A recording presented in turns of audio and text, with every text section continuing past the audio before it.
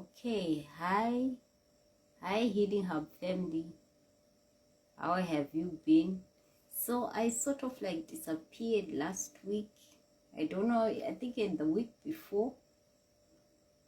I have just decided to slow down. I'm not going to be here for too long.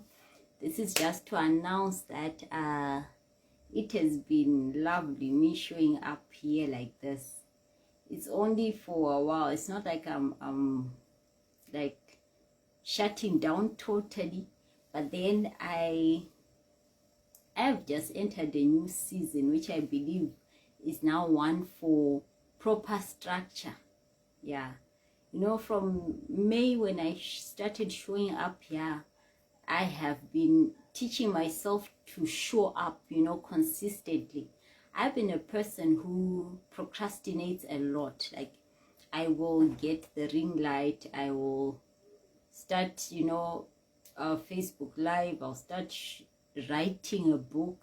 So now I need to get serious with structuring and you know, getting this whole Healing Hub in order. Yeah, the way I love order. It's in this recent refresher course for self-discovery and self-development that I actually realized I'm actually very much a green. Let me just describe that in a bit. You know, a green, according to, you know, self-discovery and self-development, is somebody who is highly administrative. That's how I'll put it. You know, one who puts structures and systems in place. And I was noticing the way I am actually so good at administrative work, you know, secretarial stuff. Then I was actually laughing and thinking, why was I thinking I'm a red all along? You know, because a red is a natural leader. I think I've bits and pieces of that also, being a firstborn and having headed a child, you know, a child-headed family. I actually also realized that recently, that I've actually been a head of a child-headed family for a very long time. I just never realized it. Probably that's where the traits of the red are coming from. And so because I love structure and I really would love to have the Healing Hub become established proper, I'm that's why I've decided to come here to bid farewell to these live Facebook sessions. You know, it's so I get to put some structure to this whole thing. Like, how do I want to put the message of healing in order so that I can truly reach the group that I really long to reach for. You know, the people who have really been through sexual trauma and are really stuck in a place where they don't know how to get out of there. I have stayed in that space for 20 plus years. I've always mentioned it here.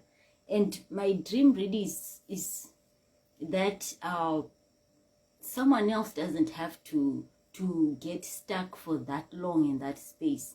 Often I actually come across yeah, it's a bit warm here and I didn't put on my fan, so don't mind me wiping my face like I'm doing. I'm actually feeling the sweat. I was saying the dream really that Praise Mercy has regards the healing hub is to quickly reach out to that person who has just experienced sexual trauma and they're in that dark place. The dream is for someone else to not remain there for too long, you know. And so I have been showing out, and I know I've been just coming up with the topic and running with it like random like that, because yeah, like I mentioned, I think I mentioned it some videos ago some videos ago, that sometimes I always just show up here and just start talking and things start just flowing out like that.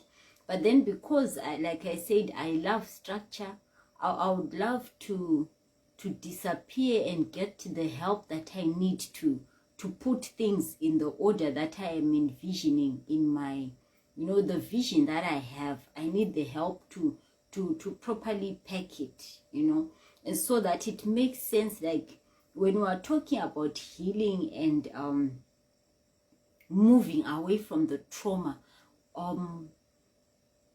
what are the steps, you know, like can we really create a clear path for how to go about it? For me, it has really been a lot of, you know, bumping into people.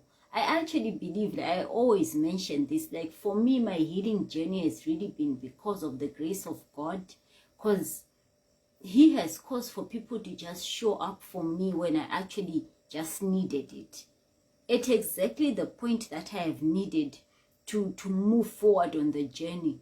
I have had the Lord create, you know, you know, he has caused for the paths to cross for me and the next person that I need for my healing journey. And it has been like a smooth flowing thing, like smooth.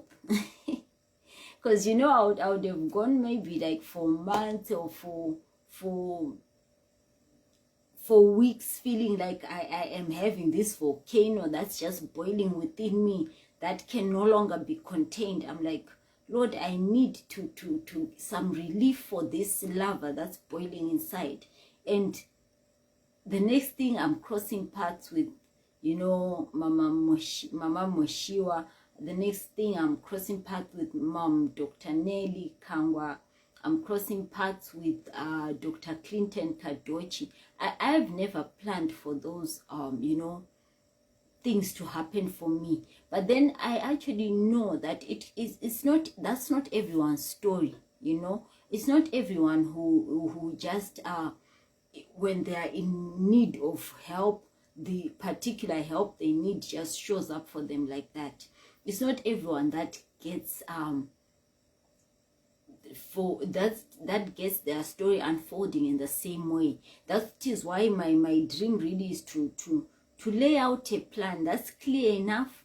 You know, I know that it will become holistic according to the individual, them picking what they think they need, probably getting a bit of some guidance on you know, what could really be of help, things they may not have been aware of. Because for myself, really, I have been at a place when I thought I could actually do life on my own. You know,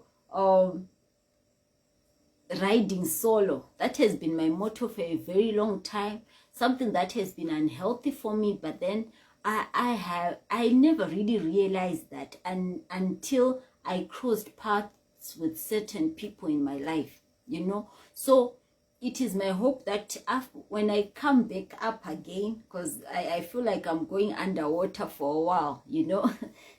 When I come back up again, I'm hoping that by that time I will have really gotten my house in order, such that there's at least a starting point, you know, that when I sit down with somebody, I can like tell them this is what you could do, like make suggestions that make that bring hope to the person who has been through, you know, abuse. That's the dream, is to actually you know, because what I know for sure is that for a long time I would find people who would like sympathize with me and say really comforting words, but after that I would get stuck at a place where I'm still looking for answers and there are none. Not to blame these people, because probably they wouldn't be having an idea like, so where do we go from here? And so the dream really is to bring the where do we go from here, the answers to that question. And so there'll be, you know, written stuff, because yeah, I'm a good writer, great writer also. I pray by this time next year I will have really gotten down to actually writing stuff, you know, workbooks and whatnot. That's the dream. So I would love to be able to answer the question, now that I have been through sexual trauma and I feel like dying and I feel like this is the end of the world for me, how can I get out of there?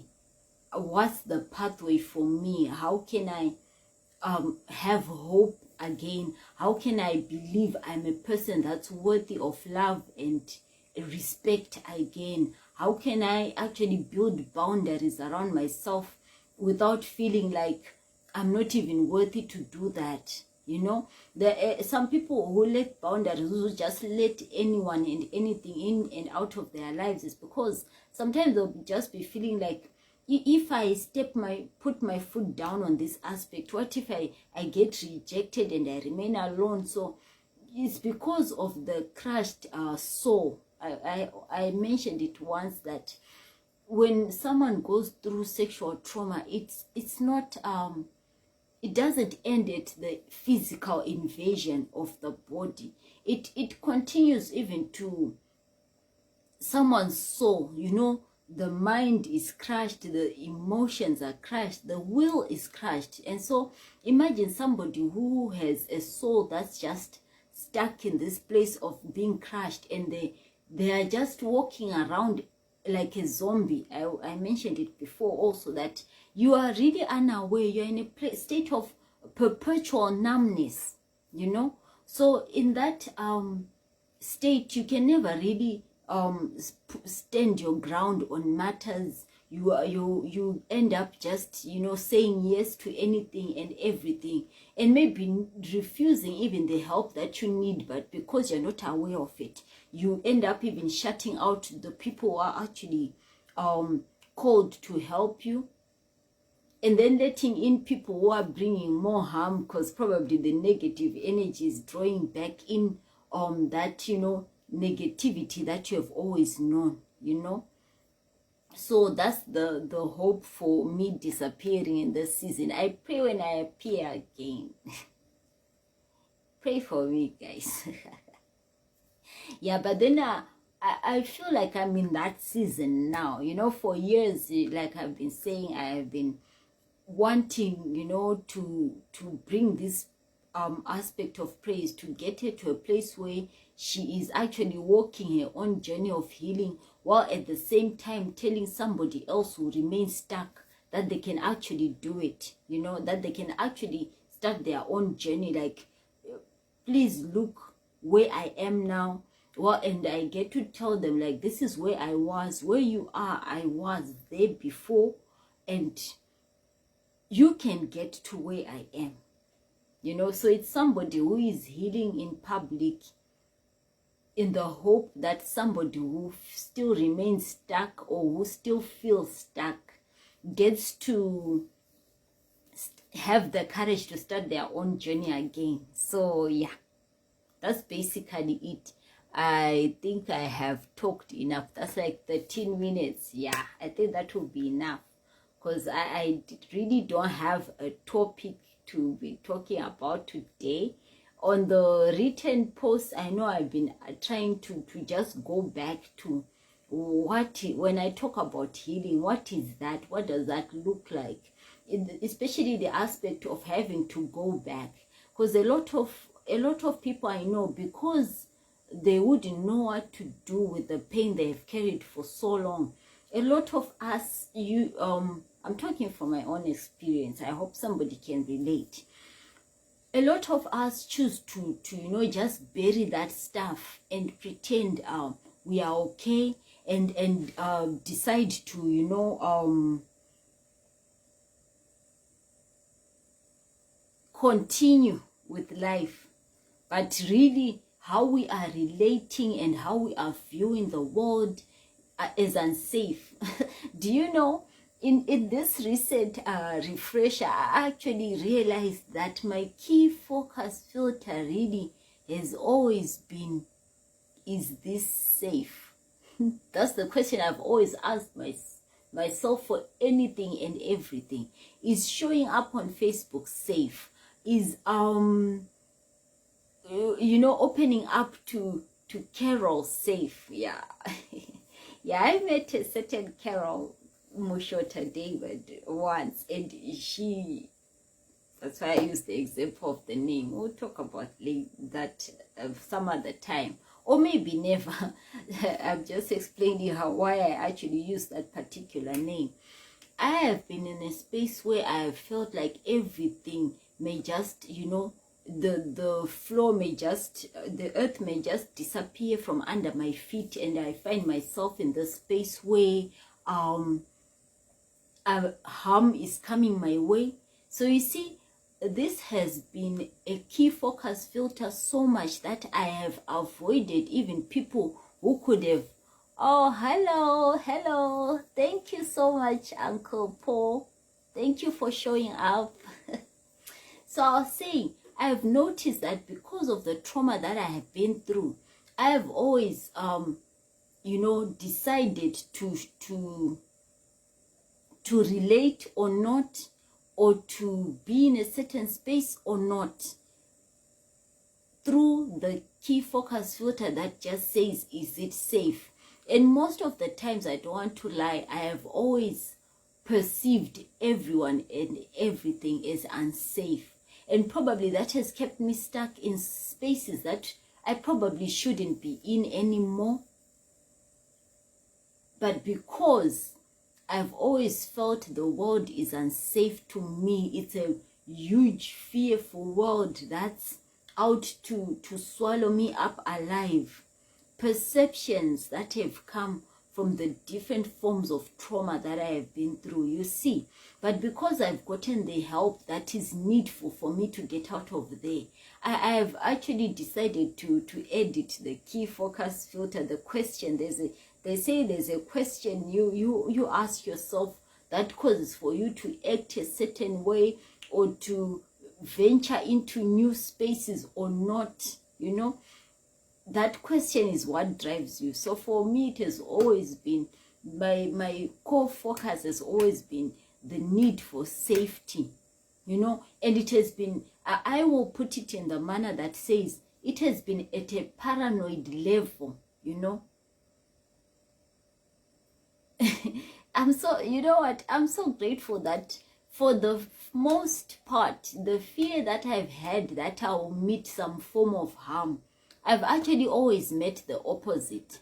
I have met people who cared so much, I'm overwhelmed. Like I mentioned on Zambia's Independence Day, how the people in Zambia have just made me feel comfortable around them. They've gone out of their way to make sure that I get the stuff that I need when I need it. It's overwhelming. Where I've expected, coldness from people, I've gotten to get this embracing and comforting. That's just, it's overwhelming. I don't even have the right words for it. I don't have the proper words that can actually, explain how I have experienced so much safety in the hands. Yes, exactly. Perceptions that are, they've really been negative perceptions that have kept me stuck. Hi, Tendai. Welcome. I'm glad you have showed up. Yeah, you can say that again. Zambians are amazing. We need to just put it out there like this. So I was saying, because I have had so much fear entrenched within me, I have avoided probably people who could have helped me get out of this dark space earlier. But because I have always put, suspicion on anyone and anything, even when somebody is warm to me, my first thought is what do they want? I always start to think maybe there's an ulterior motive to why they are actually making the effort to get to know me, to get closer to me. And what then do? I just clam up. You see, that is something that has been to my disadvantage for a very long time. And because I have sought, I have been found by the help that I have needed, I have been slowly but surely moving from there, I am sure people can attest that I am trying. I'm not there yet. I always put it out there that I'm not there yet. Yes, yes, Uncle Paul. That's why some people are just closed up like that. It's because probably there is some form of trauma that they went through, especially in the childhood years. It becomes, registered in the subconscious. A lot of the times they don't even know that that's how they are they are representing themselves to others. I know I used to actually just bring out a cold demeanor. I'm trying to be warmer now. I smile more. I thank you, Tendai. Thank you so much. So you see, I have always had this demeanor that tells people leave me alone. Even the facial expression, I know it because there's a time when I actually looked at my ID, even my identity card, it's a photo from 2000 and it should have been 2010. If you see that photo, you'll be shocked. It was a Praise who was wearing her grief on her face. I always look at it, I'm like, Praise, you were so sad. So sad that it even showed on my identity card, the national identification card. And then there's this other one which I once took. It must have been for the license plate. Or how do you help such a person who repels care from people around them? Okay, let me try to answer that, Uncle Paul. Like from my own experience, right? What I know is that people who repel care from people around them, what I've learned is that it is because probably in their childhood, a child is really a blank slate in their mind. They just seek out their needs. But for someone who repels care, it may be because when they were growing, when they actually needed the care, they were deprived of it. Deprived of it so much that they ended up just with quitting on making the effort to get what they needed. I know I also have that aspect of me, being overly independent, refusing to let people in my space. It is something I've been working on like a lot more often. I'm able to actually pick up a phone and ask for help, but I never used to do that. And so for someone who would want to really help someone who repels care is to actually continue to show they care. The example which I'll use, Uncle Paul, is the one for Mama Rose Nata, your sister, my mom. Yeah. What she did, she never knew that she was doing it, but I'm the one who's realizing it in hindsight, how much her following me. I'll put it in Shona, like, Mama Rose Raita Kundisona, like, she never relented. Because I remember when I came to Glenora Zayoja, I was staying with the Chakachas, my sister and my brother-in-law, yeah? And so because they were children to Pastor's Nata, they actually took me in also, like, now we have another daughter. But do you know what I used to do? Even after church, I would avoid her. She would testify of what I'm saying here. I would avoid her. In my mind, I would be saying, this is Mama DP. How can I go and say hi? Look at the elders and the deacons. Praise, who are you to want to go near her? You just leave her alone. That's what I used to like do in my head. Do you know what she used to do then? She would call. She would call me and say, Mercy, do I have a daughter still? So if you are still my daughter, how come you did not greet me on Sunday? And then maybe if I take too long not texting her, like, hi mom or whatnot, she would, send my brother-in-law, what, Mr. Chakacha, him, yeah, Mnyaradzi. She would tell him, ask Praise on my behalf, do I still have a daughter?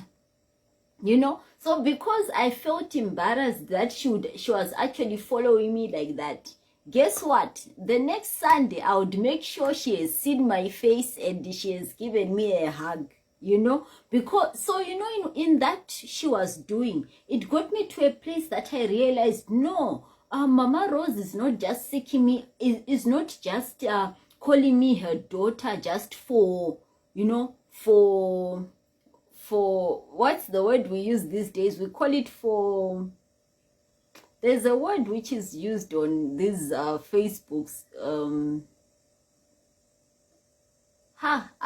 The word is running away from me. You know, that the way people do things just for show, or just because they've seen someone. That's why I actually believe she's just doing it or just because the Chakachas are close to them. But then after, it took me a long time to actually realize that Mama Rose is seeking me out for who I am outside of the Chakachas. I hope I'm making, yes, for lip service. Thank you so much for helping on that. I actually just, like I said, for me, I've always thought people smile at me or because they feel pity. It's all in my head. Understand that all this that was taking place was all in my head. But it would take for someone who's really patient to continue reaching out. I think that's the point I really want to bring out. Me, I talk a lot until I get to package my point well. So Uncle Paul, what I'm saying is, it will need for you to be patient, you know, continuing to reach out, continuing to be warm, like you are saying, like people, this person is repelling care. And a lot of the times, like I said, they don't even realize that's what they are doing. You know, for myself, even my own siblings, they actually told me, I think years later when we're now adults, when I was now more approachable, because my own siblings were even afraid of me. I just need to put that on record.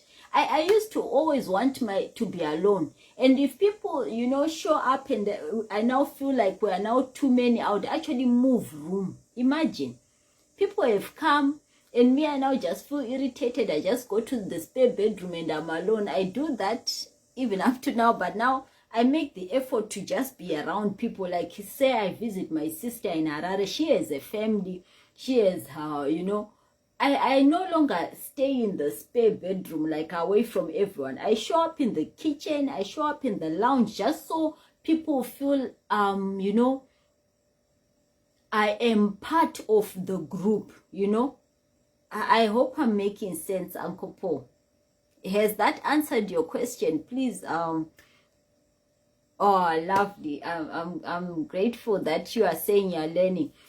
I'm hoping to write a book actually to actually just put these things in order, like I was saying, when this is actually a me going underground video to just say, you know, farewell for a while. I need to put answers, to put structure to what I have been saying on this channel.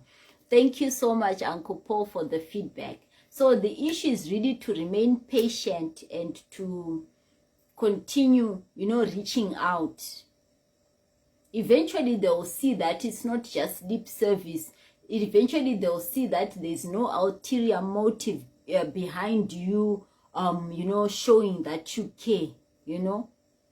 Of course, at one time they may seem like they are warming up to you, but the very next moment they may just wake up and you feel like they've locked the doors again. It calls for patience, like a lot of it.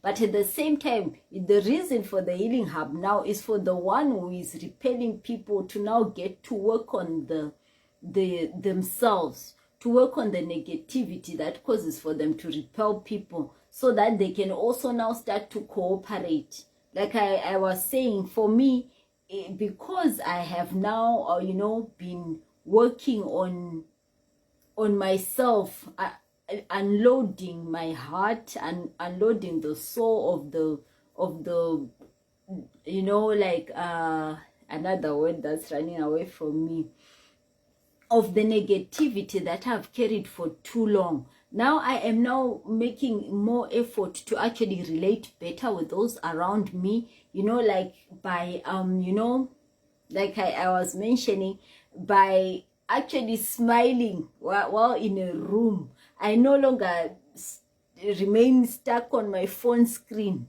You know, I now, you know, even approach someone to say hi, so that they realize that I am actually open to conversation, you know, because I have realized that I have carried so much negativity and I've been repelling people. I'm no longer sitting around waiting for people to reach out to me. You see the advantage of actually making the effort to heal, you know. So like I was saying, I will not be showing up much on the videos. I used to do it regularly on Mondays like this, but I was saying I've decided to look for someone to help me put structure on this, the branding of the Healing Hub, so that we have, you know, proper tools to help somebody walk the journey of healing. What I know is that a lot of people are not healing because they just don't know where to start, or even if they start to go back to the places of trauma, they don't even know, you know, like, what do I do to heal? And you know, when you feel daunted at that point, when you feel like you don't have an answer at that point, more often than not, you will find that somebody will just stop trying. So when the Healing Hub has been packaged well, and we have, you know, the vision really is to have a workbook that says you can start here, you can try this, you can go this way, in the hope that somebody will now have a proper pathway they will be able to follow for their healing, you know. So I had promised I wasn't going to stay here for too long, because I have a Zoom call which I need to attend at 19 hours at 7 o'clock, 7 p.m. And so I'll be writing more, I'll be putting more written posts on the page more than the videos. I may show up here and there for the videos, but officially this is where I'm ending 2023. The last 7 months, is it 7? From May to November, it has been 7 months, yes? Is it? May, June, July, August, September, October. Yes, it has been 7 months. I've been learning to show up consistently. And now that I have sort of like achieved that, I now want to just go underground for a while to learn to put structure to what we want to do on this, and then probably get to writing a book. I remember I once mentioned, like, Uncle Paul, I remember I once mentioned you need to write a book, and yeah, the core has become a clarion core now. Hopefully by the time I resurface, probably in January, as the year begins, we start again, but with more structure to this, to me showing up on here. But then if there is need for me to show up during these 2 months, well, I may just show up, but then it will be random calls, just me saying maybe for a short time, show up, say something, encourage somebody, maybe in 5 minutes or in 10 minutes, as the Lord. Wow, thank you so much, Uncle Paul. I'd really be grateful for that, you know. I'll really be grateful for that. So I actually lost your WhatsApp number. I used to have it, but then yeah, it got lost. So probably I'll be contacting you on Messenger. You know, thank you so much for the invitation. I'll surely follow up on that, right? So thank you so much for all of you who showed up this evening. I am really grateful. I will be putting more written posts, like I've said. The videos will be a lot less, if any, and we meet again soon with more structure. Thank you so much for the blessing, Uncle Paul. Say hi to family. Thank you so much for showing up. So this is it. We meet again on the other side. Cheers.